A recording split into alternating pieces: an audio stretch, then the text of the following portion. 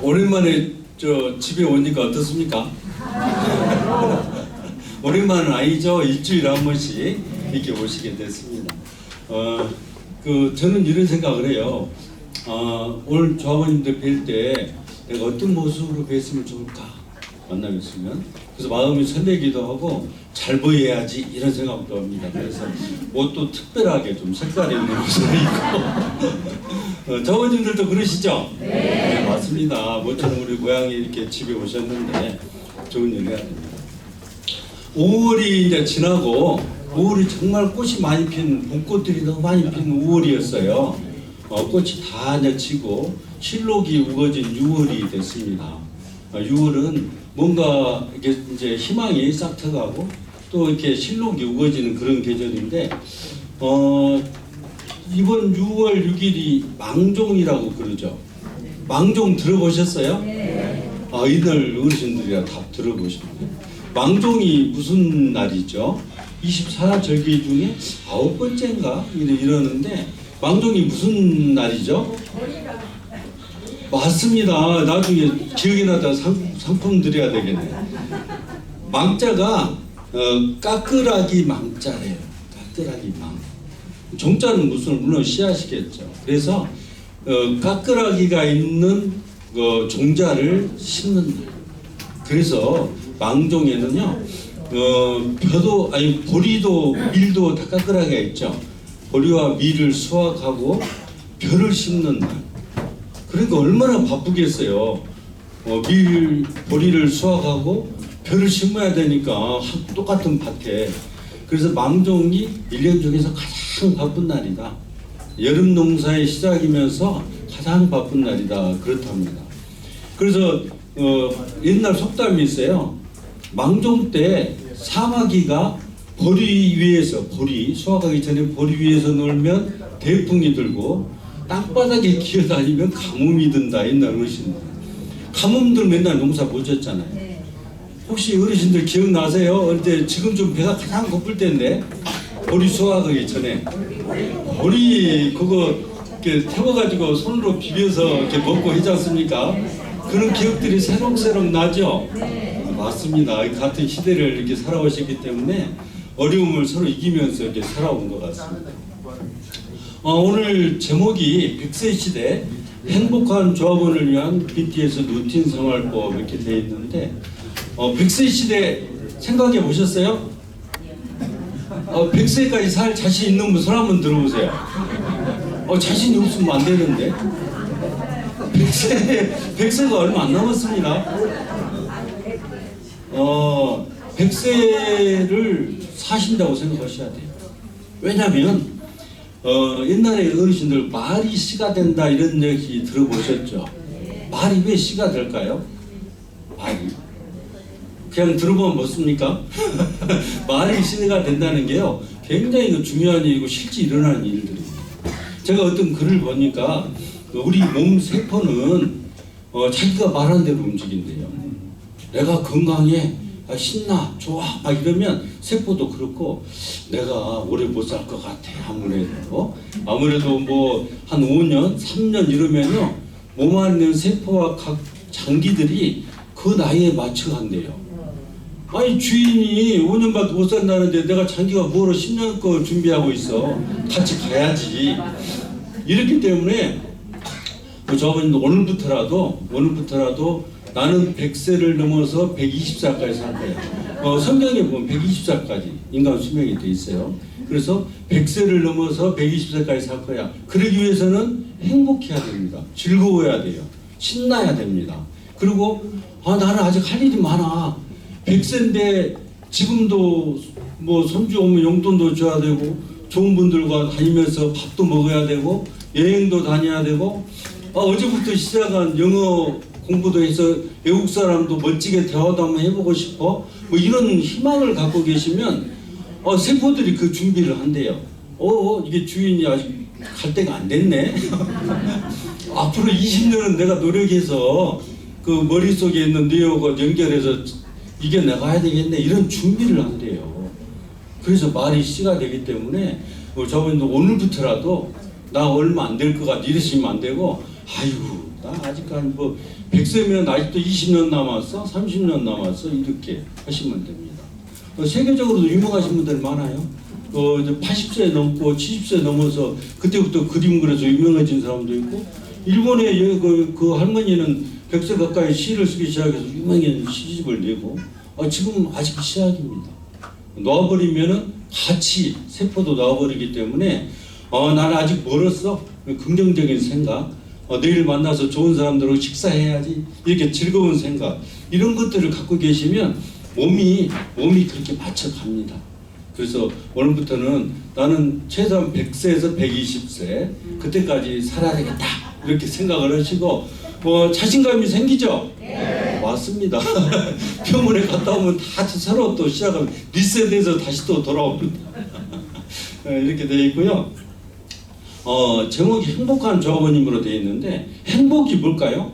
행복? 여러분들 행복하기 위해서 사시는 거 아닙니까? 누구하고 싸우기 위해서 사귀는 사람은 없죠? 그럼 행복이 뭔지는 알아야 될 거 아니에요.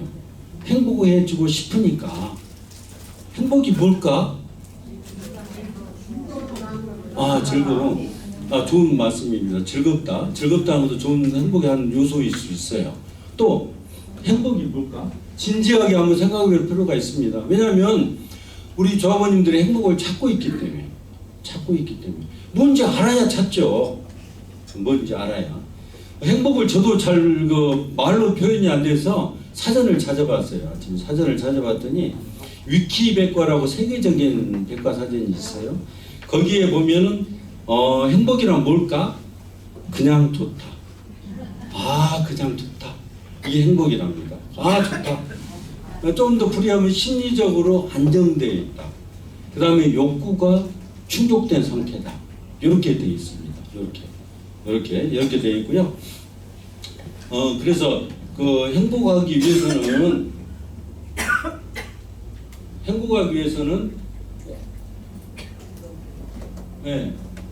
심리적으로 안정되고 욕구가 없어야 돼요. 욕구가 충족된 상태여야 됩니다. 우리나라 국어사전 찾아봤어요. 세계적인 거. 우리나라 찾아봤더니 기쁨과 만족을 느끼는 흐뭇한 상태. 더 이상 바랄 게 없어. 그게 행복이 됩니다. 그럼 행복을 찾기 위해서는 어떻게 해야 될까요? 행복을 찾기 위해서 첫 번째 사양노루 얘기를 하나 해드릴게요. 옛날에 사양노루가 이게 있는데 어디서 은은한 향이 나더라는 거예요. 은은한 향이. 그래서 그 향이 내가 좋아하는 향인데 너무 좋다. 향이 어디서 날까? 향을 찾아다녔대요. 향의 근원지를 가도 어디서 향은 나는데 어디 있는지를 몰라. 찾을 수가 없어. 그거를 하루 이틀 1년 2년 찾아다니다가 지쳐서 늘 낭떠러지에 갔는데 거기서도 낭떠러지 밑에서도 향이 나는 거예요. 그래서 낭떠러지로 떨어졌대요. 그래서 죽게 생긴 거예요. 내 다리도 다치고 죽게 생겼는데 그 떨어져 있는 데서도 향이 나더래. 그러고는 죽었어요. 향은. 그 옆에 사람들이 보니까 노루 배에서 나는 향이에요. 사양노루라. 자기 배에서 나는 그 향을 찾으러 평생을 돌아다니다가 죽게 된 거예요. 그게 좀 얘기를 들어보니까 내 얘기랑 비슷하네 이런 생각은 안 듭니까? 저분들 마음속에 행복이 이미 있어요. 근데 그걸 외부에서 찾으러 다니니까 못 찾는 거예요. 끊임없이 찾으러만 다니다 끝나는 거예요. 행복을 찾는 것은 우리 마음속에 있고 생각하기 나름이다. 그래서 사양노루 얘기를 생각하면서 내 마음속 어디에 행복이 있을까 오늘부터 찾아보면은 행복해질 수가 있습니다. 두 번째는 아까 욕구가 충족된 상태가 행복한 상태라고 사전에 있다고 그랬죠. 욕구가 없으면 어떨까요? 없으면 허전한 게 아니고 욕구를 충족시킬 필요가 없잖아요. 사람의 욕심은 아무리 채워도 채울 수 없는 게 욕심이에요. 욕구라는 말은 기대치, 욕심, 욕구 같은 말이지 않습니까? 이게 내용이. 그 채울 수 없는 것을 끝없이 기대치가 있으면 채울 수 없는 거예요. 결국은. 그럼 행복해질 수가 없습니다. 딱 예를 하나 들어볼까요? 우리 수석이사님, 여기 학생장님이 계시고 두 분이 계시는데 우연히 길에서 만났어. 우리 학생장님이 만났는데 식사 한번 합시다. 그래서 돈을 딱 내서 밥값을 내고 하루 지나서 내가 밥을 샀는데 사람 왜 안 사지? 나는 샀는데 그런 기대치를 가질 수 있잖아요.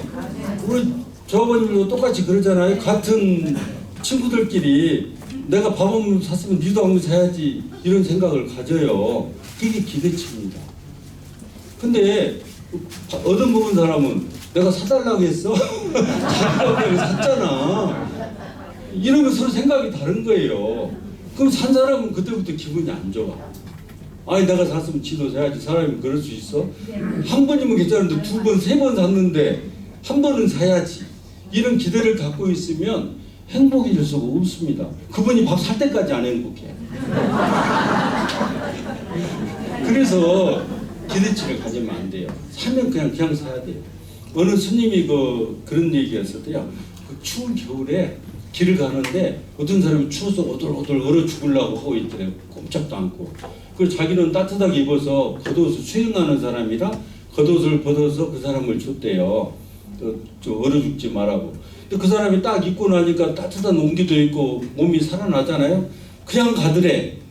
그 기분이 확 상한 거예요. 아니 나는 추워 죽겠는데 입고 있는 옷 벗어줘서 나는 추워 죽겠는데 고맙단 말도 않고 간다고 그런 얘기를 했대요. 그 사람이 돌아서서 뭐라고 한 줄 알아요? 줬으면 그만이지. 주는 순간 네 거 아니라 얘기야. 주는 순간.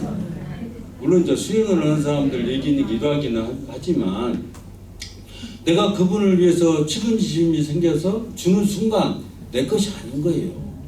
그 밥을 살려는 마음이 생겼으면 이미 내 돈이 아니야. 그때는 이미 밥을 샀으니까. 그럼 기대를 하지 말아야 돼요. 그런 기대치가 없으면 조금 더 행복해질 수 있다. 행복의 요소들을 지금 제가 이렇게 말씀을 드리고 있는 겁니다.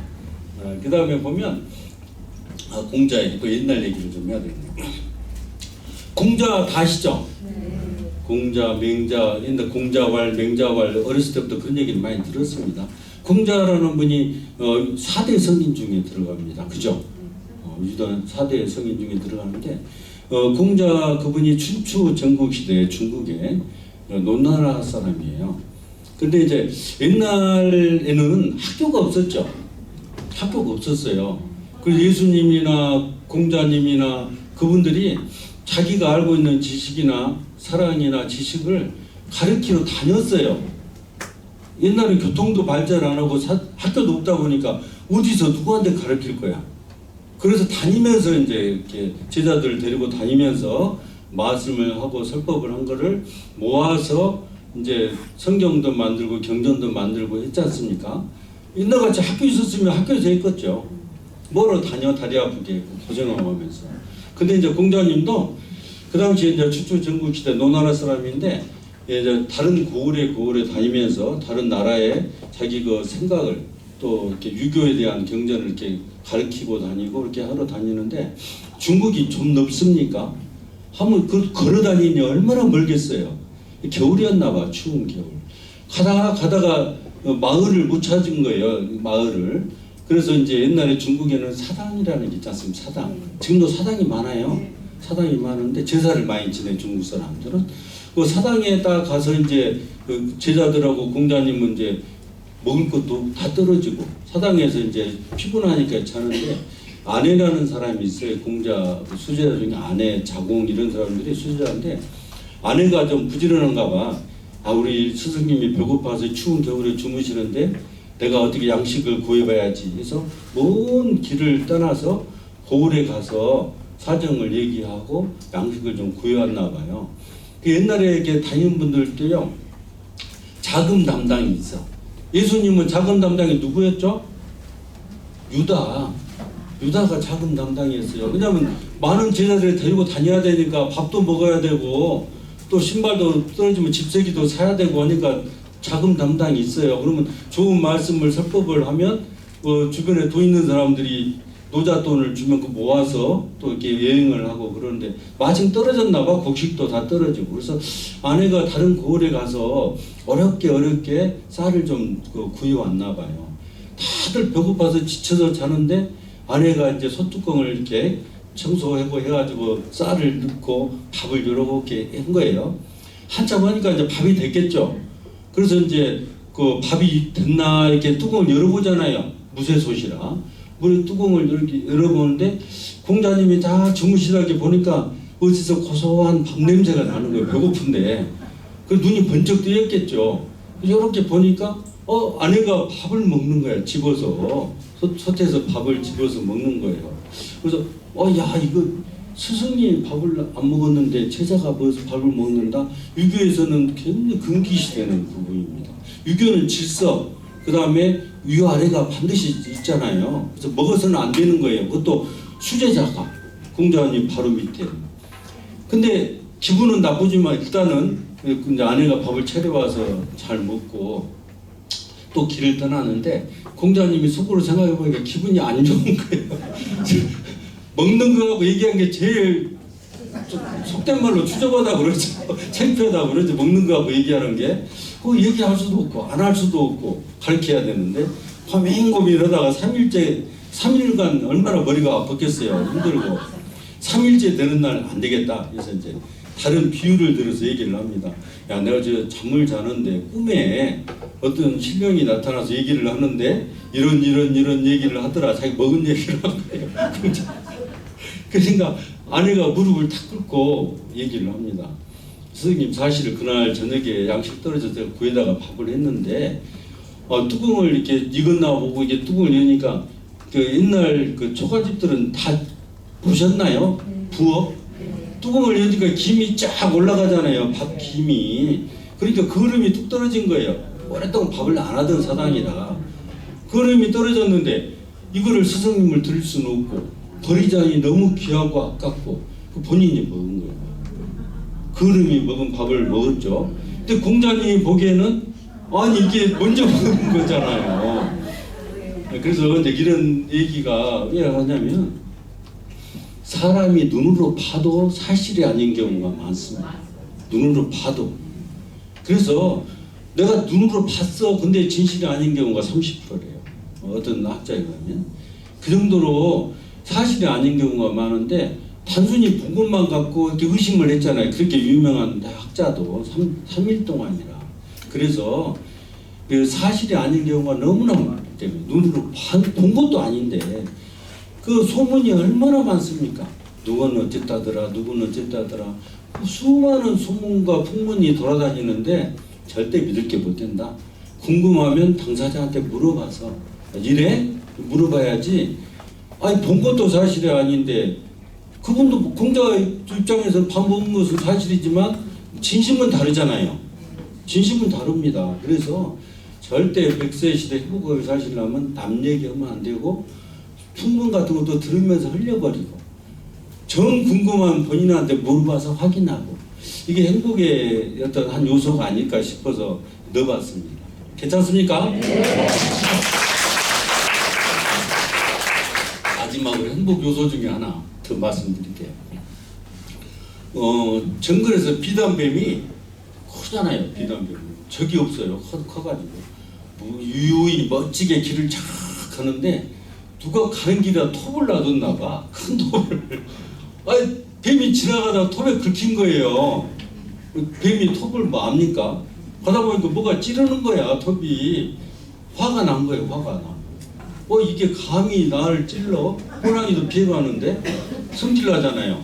그러니까 입으로 칵 물어 톱을. 그러면서 톱을 착 뿜어. 근데 꼼짝도 하고 지 입만 아프네. 뱀이 물어보니까 성질 나잖아요. 마지막 필살기. 뱀 필살기가 뭡니까? 그렇습니다. 그 톱을 큰 톱을 칭칭 감아갖고 있는 힘을 다해서 죄는 거예요. 결과가 어떻게 됐을까요? 맞습니다. 사람이 살다 보면 우연히 별의별 일이 다 생겨요. 자기가 원하든 원치 않든 많은 일들이 생기는데 그때마다 시시비비를 가리면 끝도 없이 괴로움 속으로 빠져듭니다. 뱀이 그냥 지나갔으면 돼. 찔렀어? 아이고 그래 좀 아프네. 그렇게 지나가든가. 그렇게 갔으면 되는데 그 시시비비를 간다고 누가 감히 나를 찔러? 그거 물고 필살기 하다가 그냥 죽은 거 아니에요.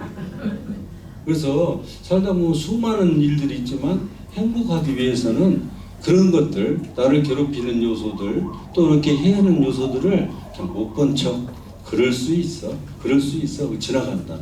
그래야 행복할 수 있다니. 하나 더 할까요? 네. 재밌어요? 네. 너에게 더 해주세요. 일본에 유명한 스님이 계셨대요. 유명한 스님이 계시는데 다 우러러보고 추앙하고 정말 대단하신 분이라고 다 추앙을 하는데 어느 날 그 아랫마을에 처녀총각이 있었나 봐. 근데 처녀집 아버지가 엄청나게 엄했나 봐요.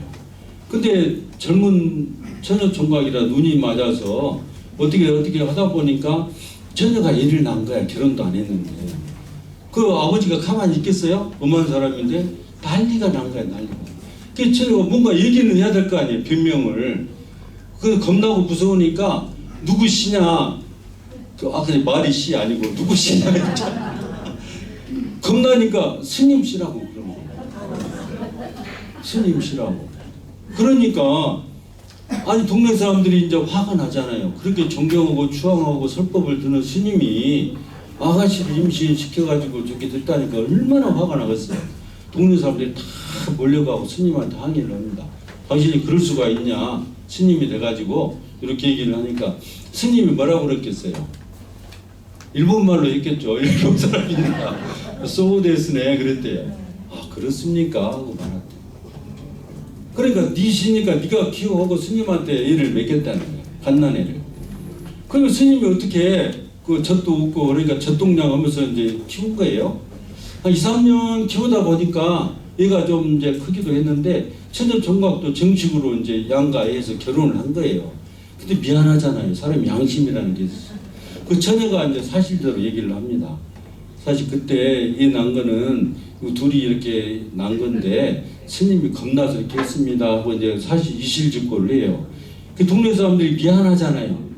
그 유명한 스님을 존경하는 스님을 이렇게 혼내고 욕하고 몇 년을 살았으니 그 또 다 몰려가서 죄송합니다 잘못됐습니다 이런 얘기를 해요. 그 스님이 뭐라고 했겠어요? 또 일본말로 했겠지. 소데스네 그랬대. 아 그렇습니까? 우리니까 데려가세요 그랬대. 그때 스님이 내씨 아니라고 우기고 싸웠으면 어떻게 됐을까요? 그 처녀는 잘못하면 맞아 죽었겠죠. 행복한 결혼생활을 할 수도 없었겠죠. 그래서 살다 보면 별의별 일이 다 있지만 그래요 하고 넘어갈 일은 넘어가고 그렇게 참 이렇게 행복해지는 요소가 아닐까 이런 생각을 하면서 이런저런 말씀을 드렸습니다. 목차가 이제 이렇게 되어 있어요. 행복 BTS 루틴이란 무엇인가? 우리는 동서울농협 가족이다. 그 다음에 나만의 BTS 루틴 만들기, 매일 실천하는 행복 루틴, 함께 만드는 행복한 내일, 행복은 오늘부터 시작이다. 이런 주제를 갖고 말씀을 드리도록 하겠습니다. 행복 BTS 루틴이란 뭘까요? 행복 BTS가 뭐죠? 네. 운동. 아니 선물은 안 드리지만 BTS 방탄소년단? 방탄소년단도 BTS 맞습니다. 근데 운동을 하는 게 루틴이라고. 네, 근데 이제 우리가 얘기하는 BTS는 첫자를 땄어요. 바디, 탤런트, 스피릿. 그래서 몸, 그 다음에 재능, 탤런트, 그 다음에 영적인 활동 이런 것들을 통해서 행복해질 수가 있다. 우리는 그런 제목을 갖고 오늘 이렇게 얘기를 하게 됩니다. 재능, 루틴이라는 게 뭘까요? 루틴? 습관. 루틴은 습관입니다. 그러니까 좋은 습관을 만들자. 좋은 습관을 만들어서 행복하고 건강한 노후를 보내자 이런 뜻이거든요. 루틴. 그래서 보면 여기 지금 오신 분들은 아카데미에 오신 분들은 다 이게 이미 실천하고 계신 분들이에요. 뭔가 배우고자 뭔가 새로움을 넣고자 오신 거잖아요. 그래서 자격이 있는 분들입니다. 협동의 의미는 뭘까요? 협동? 제가 저분들 간담회 때나 또 이 행사 때마다 계속 협동에 대해서 우리는 협동해야 됩니다. 원시 시대 협동의 형태 뭐 이런 거 쭉 말씀을 드렸는데 협동이 뭘까요? 맞습니다. 이게 보면 사람들이 여러 사람이 마음과 몸과 같이 뜻을 하나로 한다. 근데 혼자 나는 아닌데 이러면 안 되겠죠. 조합원이 돼서는 안 됩니다. 그런 경우. 그래서 협동이라는 것이 뭐냐면 서로 힘을 합해서 이 보면 협자가 힘력 3개 모여서 10십자 해서 되잖아요. 근데 저는 나름대로 이렇게 해석을 했어요. 3사람이 힘을 모으면 10명 이상의 힘을 낼 수 있다. 하나로 하면은. 그래서 협동이 굉장히 중요하고 또 의미가 있습니다. 우리는 협동조합이기 때문에 농업협동조합이기 때문에 다 같이 힘을 모으고 뜻을 모아야 됩니다.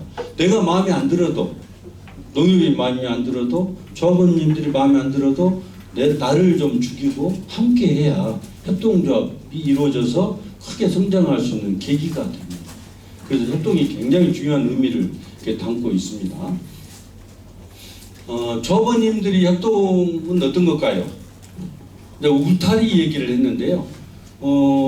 조합원님들은 농협의 울타리가 되셔야 됩니다. 왜 그럴까요? 왜? 다 사연이 있어야 돼. 왜 내가 울타리 해야 돼? 이렇게 하시는데. 간단하게 제가 설명을 드리면 작년에 저희가 동서울 농협이 조합원님들께 약 배당하고 교육지원 앞에서 78억을 나눠드렸어요. 교육지원 사업비 기억나시죠? 저것도 교육지원 사업비의 영향입니다. 하나의 인환이에요. 그리고 또 선진지 견학 가는 거, 그 다음에 또 여러 가지 명절에 이렇게 또 그 선물 드리는 거 이런 것들 전부 교육지원 사업이거든요. 그거하고 배당하고 해서 78억을 배당했는데 우리 조합원님들이 800분 좀 넘어요. 그럼 거의 1인당 1,000만 원 꼴이죠. 1,000만 원 받으신 분 손 한번 들어보세요. 나 안 받았어. 나 이게 받아야 뭐 명절에 선물 좀 받고 안 받았는데 이게 하신 분들은 평균이 안 되신 거예요. 평균이 안 되신 거예요. 근데 평균적으로 78억을 800명 분한테 이렇게 해드렸기 때문에 그 정도 돼야 됩니다. 그래서 그렇게 농협이 조합원님들을 위해서 뭔가를 해드리기 때문에 조합원님들은 농협이 튼튼해야 되겠죠. 네. 건강해야 또 계속적인 수혜를 입니다. 저 어렸을 때 황금알을 낳는 거위를 욕심부려서 잡아먹어버리면 다음 날부터 안 낳죠. 그렇기 때문에 농협이 나름 조합원님들을 위해서 조합원님들도 그만큼 열심히 하시니까 농협이 또 성장할 수 있는 거고, 그래서 조합원님들은 울타리가 돼서 농협을 항상 보호하고 감싸줘야 됩니다. 예를 들어서 농협에 무슨 일이 생겨 사람 일이라 생길 수도 있죠. 생길 수도 있습니다. 저는 직원들한테 이런 얘기를 합니다. 접시를 깨는 사람은 용서할 수 있어도 아무것도 안 하는 사람은 용서할 수 없다.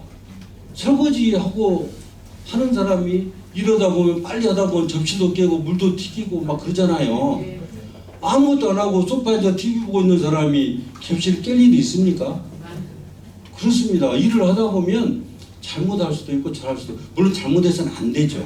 하지만 열심히 하다 보면 조금씩 사고가 날 수도 있어요. 접시도 깨지고 물도 막 튀겨서 청소도 해야 되고 이런 일도 생겨요. 그런 것을 일일이 꼬집고 다니고 현미경 들고 다니면서 어디다 물 튀겼지? 여기에 뭐가 있지? 이렇게 들고 다니면 울타리가 아니죠. 울타리가 아니고 그 집을 이렇게 훼손하는, 나 울타리 아니야, 그런 식이죠. 그래서 일을 하다 보면 신이 아닌 이상 인간은 누구나 실수도 할 수 있고 잘못을 할 수 있어요. 열심히 하다 보면. 그럴 때는 조합원님들이 그래 그럴 수 있어, 어깨도 다독여주고, 뭐 잘못하면 왜 그랬어 물어보기도 하고, 열심히 하다 보니까 그렇습니다 그러면 그렇구나, 다음에는 그러지 말고 잘해줘, 이렇게 울타리가 조합원님 돼주셔야 돼요. 그래야 직원들이 마음껏 일할 수가 있습니다. 하나하나 현미경 들고 너 며칠날 몇 시에 뭐 했어, 그때 놀았지, 이렇게 하고 다니면 주눅 들어서 일을 못해요. 재능을 발휘할 수가 없습니다.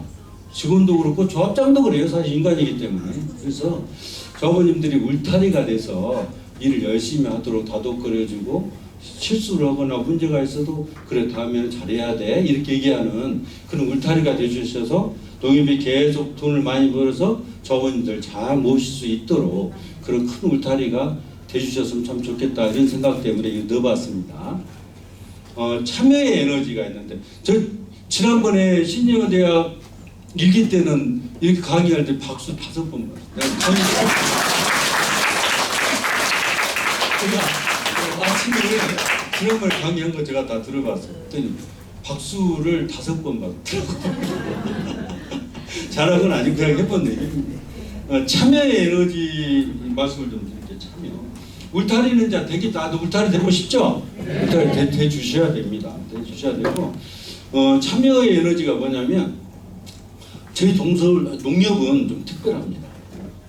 지금 농협법 개정 때문에 시끄럽기도 하지만 농협은 특별한 게 내용이 뭐냐면 농협은 조합원, 준조합원이라는 게 있어요. 다른 기관은 없습니다. 기업은.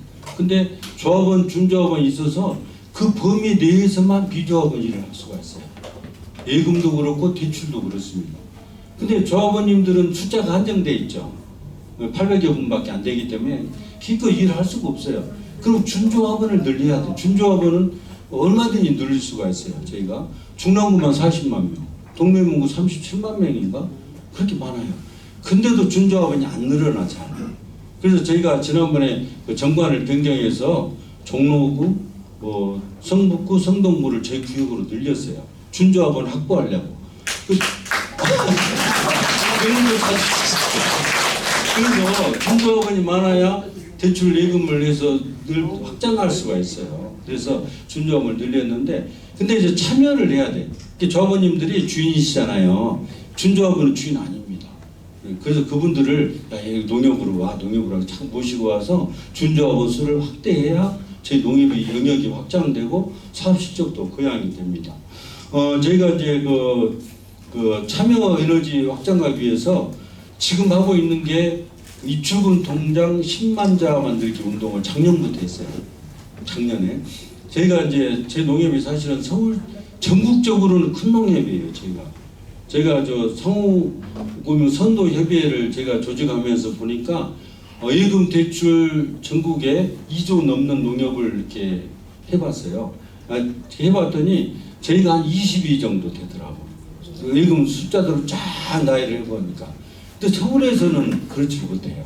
서울에서는 하위권에 머물러 있습니다. 그래서 저희가 이제 하위권에 머물러 있으면서 수익을 낼 수 있는 방법이 뭘까 고민을 해봤는데 이게 저금가 예금 통장을 만들어야 되는 거예요. 그거 늘려야 돼. 그건 이자를 별로 안 주잖아요.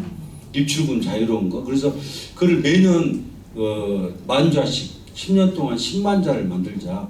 누가 됐든 간 조합장이 됐든 간에 10만 자를 만들어 놓으면 동서울농협이 미래에 예금 대출할 때 도움도 되고 수익에 기여할 거다 해서 작년부터 지금 운동을 하고 있는데 올해도 벌써 6,000자? 6,000자 정도 있고 작년에는 8,000자 있습니다. 첫 해라.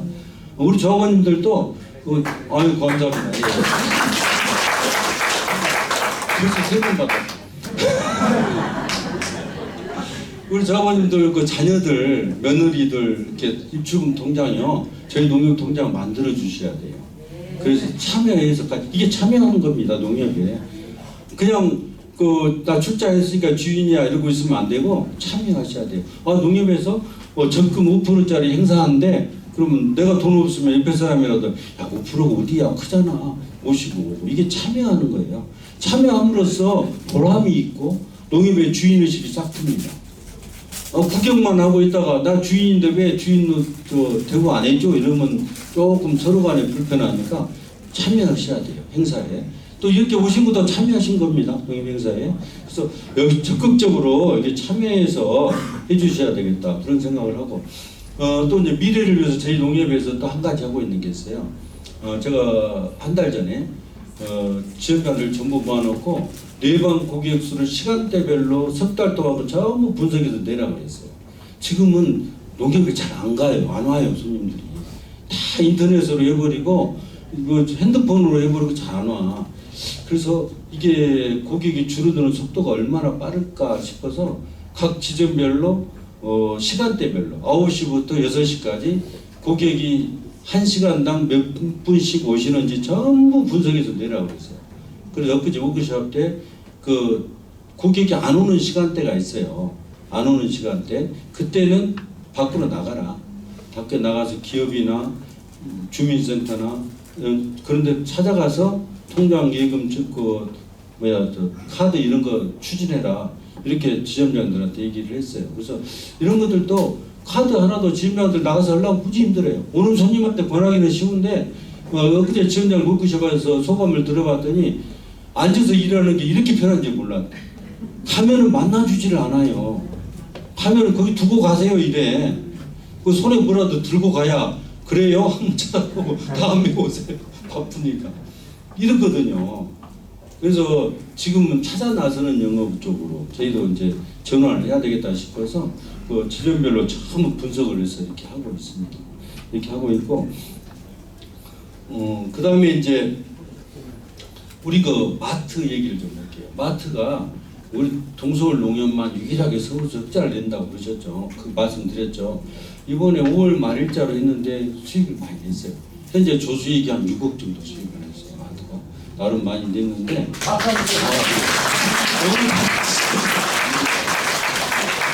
마트에서 하고 있는 게 뭐냐면 그걸 좀 알려드리려고 그런 겁니다. 새롭게 하는 게 뭐냐면 쿠팡하고 제휴를 맺었어요. 쿠팡 인기 좋죠. 쿠팡 이치라는 그 사이버상의 그 시장이 있는데 거기에 동서울몰을 만들어서 쿠팡을 통해서 배달 우리 동서울몰 걸 시키면 쿠팡 직원들이 와서 배달합니다. 그 우리는 수수료하고 물건도 팔고 그거를 새로 시작했고요. 그다음에 다이소하고 같이 업무 제휴를 했어요. 그 마트가 가보면 농산물 쪽에는 손님이 좀 많은데 공산품 쪽에는 사람이 없는 거예요. 가보면 맨날. 그래서 그거를 다이소에 거의 반 이상을 할애해서 다이소는 인기 좋잖아요. 1,000원부터 시작해서 그래서 다이소가 시내점에는 입점을 했고 장안동도 곧 입점을 할 겁니다. 그래서 저희가 그나마 안 되는 그 마트 중에서 잘 되는 다이소나 쿠팡 이런 데하고 제휴를 업무 제휴를 해서 미래에 좀 더 나은 방향으로 가려고 지금 노력을 하고 있습니다. 이렇게 하고 있어서 우리 주인이시니까 알아야 돼. 언제 다이소가 맞지 이러면 이제 안 될 것 같아서 말씀을 드리는 겁니다. 이렇게 하고 있고요. 조합원님들 참여 에너지가 제 농협에는 굉장히 큰 힘이 됩니다. 큰 힘이 됩니다. 협동의 즐거움, 지금 마트 얘기를 이렇게 했고요. 이 협동을 하다 보면 좋은 일이 많이 생깁니다. 시너지가 생기고 발전할 수 있는 가능성이 생기고 미래에 대한 희망이 생깁니다. 같은 일을 해도요, 아이고 힘들어, 아이고 힘들어 하면서 몸도 힘들고 효율도 안 올라요. 와 신난다, 내일의 희망이 보인다, 뭔가 될 것 같아, 이거 하고 나면 우리 농협이 확 발전할 것 같아, 이런 생각을 갖고 오면 업무 효율이 몇 배 차이 납니다. 그래서 협동이 오면 얼마나 즐거운가 이런 말씀을 드리고 위해서 이렇게 했습니다. 나만의 루틴 만들기, 이제 본격적인 얘기예요. 시간이 5분밖에 안 남았는데 루틴 나가져 있죠. 습관. 먼저 빨리빨리 하겠습니다. 루틴 습관인데 바디 루틴을 통해서 몸을 건강하게 하자. 탤런트 루틴을 통해서 재능을 배워서 노후를 심심하지 않게 외롭지 않게 하자. 그다음 스피릿, 마음과 정신을 맑게 해서 노후가 편안하고 즐겁게 하자. 이런 내용이거든요. 바디 루틴 갖고 계신 분들 많죠. 제가 예를 들어볼게요. 저는 아침에 일어나면요, 모관 운동이라는 걸 합니다. 눈 뜨자마자. 모관 운동이 뭐냐면 다리를 이렇게 쳐들고 누운 상태에서 팔을 올려서 달달달달 뜨는 거예요. 모관 운동이 힘들어요. 한번 해보세요. 처음에는 1분도 힘들어요. 저는 3분에서 4분을 이렇게 하는데 모관 운동을 하고 나면 힘이 막 뻗쳐요. 자고 있는 몸을 깨우는 겁니다. 자고 있는 몸을 깨우는 거거든요. 그렇게 안 하고 일어나자마자 바로 화장실 가다가 넘어지시는 분들 많아요. 왜냐하면 자고 있을 때 전부 이렇게 신체가 다운되어 있다가 벌떡 일어나면 어지럽거나 이렇게 해서 넘어지는 경우가 많아요. 특히 여성이신 분들은 굉장히 중요한 일입니다. 그래서 저는 항상 이 운동을 30-40년 했어요. 일어나면 자동적으로 손을 떨고 있어요. 근데 루틴 하나를 만들기 위해서는 보통 70번을 해야 된대요. 그래야 몸에 젖는데 내 거가 된대요. 70번 이상 해야. 70번이면 2달 좀 넘어요. 처음에는 하기 싫고 귀찮고 힘들어요. 근데 그 루틴을 갖기 위해서는 참고 하다 보면 나중에는 안 하면 몸이 이상해. 개운치 않고. 그래서 바디 루틴을 반드시 해야 돼요. 그래서 일어나면 모관 운동을 하고 몸에 기지개를 쫙 켜고 나서 화장실로 바로 가서 입안에 있는 세균을 치약 안 묻히고 그냥 칫솔로 싹 덜어내야 한 1, 2분 싹 데우고 깨끗한 상태에서 물을 한 컵 마시고 그 다음에 이제 씻고 나와서 이제 책을 보거나 글을 쓰거나 제가 매일 글 보내죠. 카톡 글. 네. 제가 지금 8년째 하고 있습니다. 그래서 하루도 넘겨본 적이 없어요. 항상 8시 전후에서 보냅니다. 어떤 때는 아내가 밥 먹으라고 막 그러면 좀 늦게는 보내기도 하는데 8년 동안 한 번도 저는 어기지 않고 제 자신과의 약속이고 조합원님과의 약속이기 때문에 제가 언제까지 할 거예요. 언제까지 할 거고 8년 동안 했고 옛날에는 미리 보내기가 없었어요. 그래서 외국 같은 데 가면 새벽 2시, 3시에 시차가 보통 6시간, 8시간 자나요. 우리나라 8시면 거기는 1시나 2시 돼요. 자다가 일어나서 보내고 자고 그랬어요. 그렇게 좀 제가 좀 나쁘게 하면 독한 면이 있고 스스로에 대한 약속은 반드시 지킵니다. 그렇게 해서 루틴을 갖고 있어요. 지금 루틴 갖고 계신 분들 많죠? 한번 손들어서 얘기해 보세요. 선물 드려요. 예. 모관 운동 다른 종류도 있으면 선물 하나 드릴다. 선물이 많으니까. 또 다른 분 모관 운동. 예. 기지개 오고 물 한 잔 먹고. 그것도 비슷한 건데 네, 좋은 얘기입니다. 다음에 또 예. 선물 안 받는 사람 중에서 가능하면. 예. 예. 일어나기 전에 이제 스트레칭하고 예. 발목 운동을 해요. 발목 운동 좋죠. 발가락 사이에 예. 발목 돌려주고. 좋습니다. 또 다른 분. 예. 저는요 일어나면 물 닦고 물 먼저 먹어요. 따뜻한 물. 좋습니다. 예. 먹고 그다음에 이제 에어로빅 하러 가요. 몇 개 남았어? 가서 그거 1시간 하고 와요. 얼른 또 예. 예. 일어나면 입문 붓고 예. 물 한번 붓고 예. 이제 스트레칭. 예. 아니 그 걷기 하시는 분 없어요? 매일 매일 뭐 몇 개 예. 사모님 예.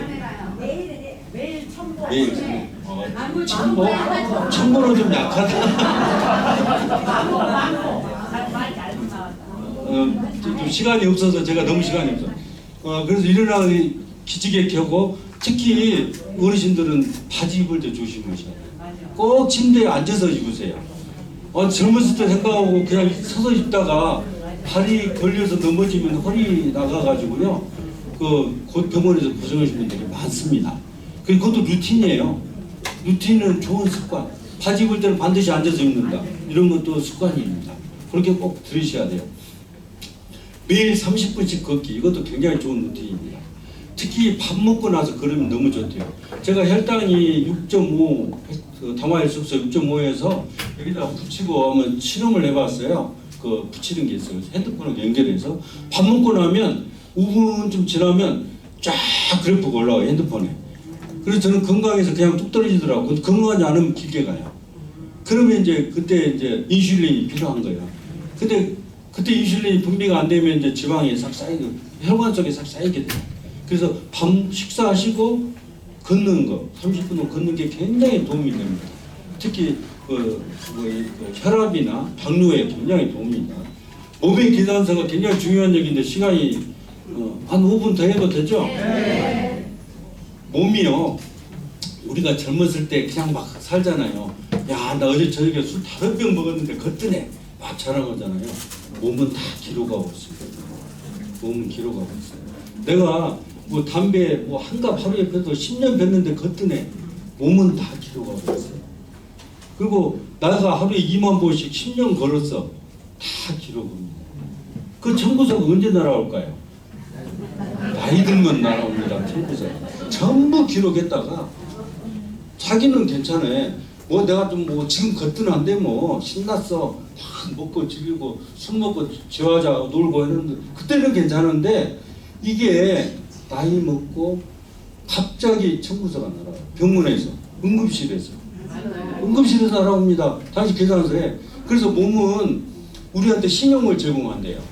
신용을. 그러니까 예를 들면 몸이 젊었을 때 당신한테 100만 원 신용대출 해줄게. 잘 써봐.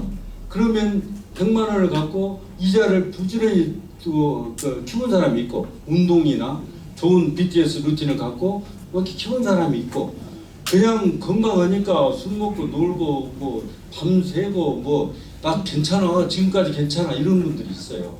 이 청구서가요, 나이 먹으면 반드시 날아옵니다. 반드시 날아옵니다. 그래서 지금은 건강하지만 미래에는 그렇지 않다는 생각을 해서 반드시 지금 잘해야 돼요. 근데 딱 좀 긍정적인 부분이 하나 있어요. 청구서를 고칠 수가 있어요. 그러니까 뭔 내용이냐면, 그 청구서가 회계 처리로 딱 정리가 된대요. 차변에 당신이 몇월 며칠 날 밤샜어, 폭식을 했어, 술을 많이 먹었어, 뭐 해서 쭉 적어놓고 병 나올 것이다, 이렇게 막 2만 번씩 계속 그러면 관절 나가게 돼 있어요. 청구서가 날아옵니다. 이런데 수정이 가능하대. 수정이 뭡니까? BTS 루틴, 이걸로 수정할 수가 있어요. 지금부터라도. 지금 창고가 다 나갔으면 지금부터 BTS 루틴을 실천해가지고 술 좀 줄이고, 그 다음에 담배도 좀 줄이고, 운동하고, 이렇게 해서 차변에 있는 자기가 옛날에 했던 것을 지워나가는 거예요. 조금씩. 그러면 연장이 되나요? 얼마나 희소식입니까? 맞습니다. 그러면 취미를 해서 재능을 키워서 탤런트 루틴을 가지면 인생이 외롭지 않습니다. 아, 나 나이 7, 80대인데 친구들도 다 가고 만날 사람도 외로워, 이럴 필요가 없어요. 이제 시작하면 돼. 이제 시작. 쭉 보면 파크 골프 요새 많이 하시는데 파크 골프 나가세요. 돈 남겨놓으면 뭐해? 돈 남겨 병원에 돈 뭐 수억 갖다 놓고 그 병원에 가서 링겔 맞고 있으면 뭐해? 그러니까 파크 골프도 하시고, 우리 합창대 얼마 안 남았죠. 9월부터 이제 시작할 건데 합창대 와서 노래도 부르고 사람들 만나서 식사도 하고 얼마나 재밌습니까? 이렇게 하시라는 거예요. 그러면 아까 얘기했던 거 계산서가 조금 좀 이자가 붙어서 나중에 청구서가 늦게 날아옵니다. 서예도 배우시고, 서예 얘기를 재밌는데 이거 한 1분에 걸쳐서 할까요? 서예가 화투 좋아하시죠? 화투 비광 보셨어요? 재밌죠? 싸우지만 않으면. 보통 화투 치는 분들 보면은 싸워, 옆에서 사람. 네가 그거 안 내갖고 저기 독박 썼잖아, 뭐 많이 났잖아, 내가 날 건데 많이 싸웠는데 그러시면 안 돼. 화투 치다 싸우신 분들은 많은데 그러면 안 되고, 화투 그 비광에 그 선비가 우산 쓰고 개구리 한 마리 있잖아요. 그분이 오노 도우라고 일본 분이세요. 서예가 유명한 서예가인데 그분이 원래 글을 잘 썼대요. 옛날에는 서예 전에는 글씨가 뭘로 썼을까요? 요즘은 볼펜, 연필, 만년필로 쓰잖아요. 컴퓨터로 치고. 옛날에 그전에는 붓으로 했어요. 붓으로 해서 붓 잘 쓴 사람이 최고예요. 왕이지체 뭐 이래갖고 붓 잘 쓴 사람이 최고였는데, 일본, 중국, 우리나라가 거의 같은 문화권이라 글 잘 쓴 사람이 최고였는데, 오노 도우라는 사람도 글을 잘 썼대요. 붓을 잘 썼대요, 붓글씨를. 근데 더 배우고 싶어서 유명한 스승을 찾아갔대. 스승을 찾아갔는데 그 스승이 맨날 똑같은 것만 시키는 거야. 청소시키고 뭐 같은 것만 시키니까 이 스승이 실력이 없는 거야. 도대체 뭐야? 그리고 한 10년째 되는 날 에이 더 이상 못 배우겠다 하고 개나리 보침 싸고 집으로 간다고 내려오는데, 여름이었던 것 같아. 여름인데 소나기가 와가지고 겨울물이 불어서 겨울물이 이렇게 흐르는데 개구리가 그 돌 위에서 그 물에 휩쓸려가지 않으려고 펄짝펄짝 뛰고 있더래요. 빨리 탈출하려고. 근데 보니까 위에가 능수거들이 이렇게 있는데 너무 거리가 먼 거야. 아무리 점프해도 안 될 것 같아. 야, 개구리 저게 왜 저런 짓을 할까? 내가 보기에는 불가능한 일인데 왜 저러지? 그러고 있는데 오늘 바람이 한참 있다가 바람이 휙 부는데 능수거들이라 휘청하면서 내려오더라고요. 그때 개구리가 바짝 껴서 바지를 잡고 탈출하다는 거예요. 위험으로부터. 그래서 크게 느꼈답니다. 야, 이게 한낱 미물인 개구리도 불가능을 위해서 열심히 도전해서 끝내 성공하는데 내가 그거 세월 아깝다고 그 가서야 되겠냐 해서 다시 가가지고 열심히 정진해서 그 새로운 글씨체를 만들었어요. 조 다이오치라고 새로운 글씨체를 만들어서 지금까지도 유명하고 화투 비광에 나올 줄 그런 얘기입니다. 아무튼 마지막 얘기 시간이 다 됐어요. 제가 좀 말이 깁니다. 그래서 마지막으로 마음 정신을 다듬는 그 루틴인데요. 책도 좀 보시고 책이 졸려서 안 읽으면 감사일기를 써보세요. 감사일기는 안 쓰더라도 주무시기 전에 야 다리야 고생했다. 늙은 몸 이렇게 모시고 다니라고 너무 고생했어. 다리야 한번 쓰다듬어 주고 남들은 손이 없어서 밥도 못 먹는데 나는 손이 건강해서 손도 아직 안 떨고 밥도 잘 먹잖아. 손아 고마워.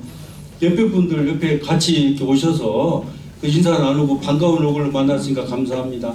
세상에 감사할 일이 무지하게 많습니다. 마음만 먹으면. 그러면 나쁠 일이 없어요. 그래서 항상 감사한 마음으로 이렇게 사시면 참 좋은 일이 생길 것 같습니다. 따뜻한 돌이야기도 재밌는데 시간이 다 됐어요. 시간이 다 돼서 마무리해야 될 것 같습니다. 마지막으로 정리를 하면 아침에 일어나면 기지개 켜고 입안 청소하고 물 한 잔 마시기. 오늘 하루 뭘 할까? 누구랑 놀까? 손주를 만날까? 좋은 사람 만날까? 밥을 좀 살까? 밥 얘기 안 했구나. 밥을요, 제가 생각해 봤어요. 밥 한 번 드시는데 돈 얼마 들어요? 두 사람 드시는데 5만 원이 안 들어요. 5만 원이 안 들어요. 근데 밥 둘이 만나서 식사합시다 그러면 그냥 약속만 해도 누가 산다는 얘기 안 했잖아. 저 사람이 살라, 내가 살라. 먹을 때부터 다 먹을 때까지 고민해. 다 먹고 나서도 일어나서 신발끈만 메고 있는데 밥 안 사고 하도 안 먹고 먹고 나서도 짜증나. 왜 그러냐고요. 생각해보세요. 5만 원 잡고도 10번 사면 50만 원, 100번 사면 500만 원. 여러분들 100번 만날 수 있어요? 절대 못 만납니다. 한번 계산해보세요. 아무리 친해도 10년 동안 20년 동안 만난다 해도 계산해보면 100번 힘들어요. 뭐 그분들은 이제 좋은 친구니까 그러시고 그게 어려워요. 그래서 만나면 내가 살게 처음부터 얘기하면 얼마나 좋아. 그 사람도 편안하게 먹을 소화도 잘 먹고 밥 사면 내가 살게 뭐 맛있게 먹어 마음껏 먹어. 그래봐야 5만 원 100번 500만 원이면 돼. 100번은 죽어도 못 만나. 그래서 이거 밥 사고 이렇게 하실 때 신나고 즐겁게 내가 살게 그래도 됩니다. 큰 돈 아니잖아요. 큰 돈 아닙니다. 그래서 그렇게 그 대신 나한테 큰 행복이 와요. 이거 보면 복전 가꾸기 점심 때 이렇게 있는 복전이 뭔지 아시죠? 복을 가꾸는 밭입니다. 여러분들 종교 있는 분들 가서 복 달라고 맨 기도하잖아요. 부처님한테 뭐 하느님한테 복 달라고 기도하는데 복을 주던가요? 내가 하느님이라도 안 주겠어.